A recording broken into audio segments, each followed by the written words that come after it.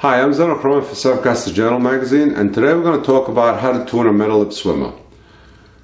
Some of you might wonder why tune a swimmer or any lure that's actually made a certain way. Obviously, whoever made it put some thought into design and how they want it to swim. Well, oftentimes when you're fishing in the surf, the conditions will dictate how do you want to use the lure. And often you want to tune your metal lip swimmer so it swims properly. If you're faced with rough conditions, you're often going to have to tune the metal lip swimmer to swim under the surface instead of staying on the top, as it's going to be tossed around by the waves. How do we accomplish that? Most of the metal lip swimmers that you find on the store shelves today are made to swim on the surface. You will notice that the wire that comes out of the body of the plug is straight.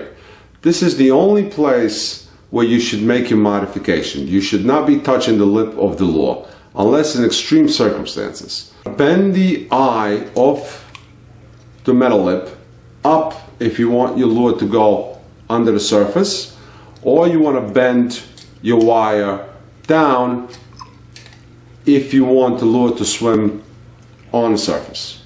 So if you're faced with the conditions where you want your lure to go underneath the surface and hold in the surf, you take the lure and you bend this eye about 1/8 of an inch towards the bottom. Now, to show you, we're going to go down to the beach and we're going to do the modification, and you'll be able to see it, how the lure swims with the eye up, with the eye down.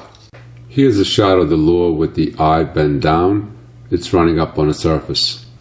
Now take a look what happens when the eye of the lure is bent up. The lure is actually under the surface, which is a great way to modify your lure when you have a rough surf and you want a lure to hold in the water and not being thrown around. There you go. It's just a simple modification which will make your metal lip more productive in the surf.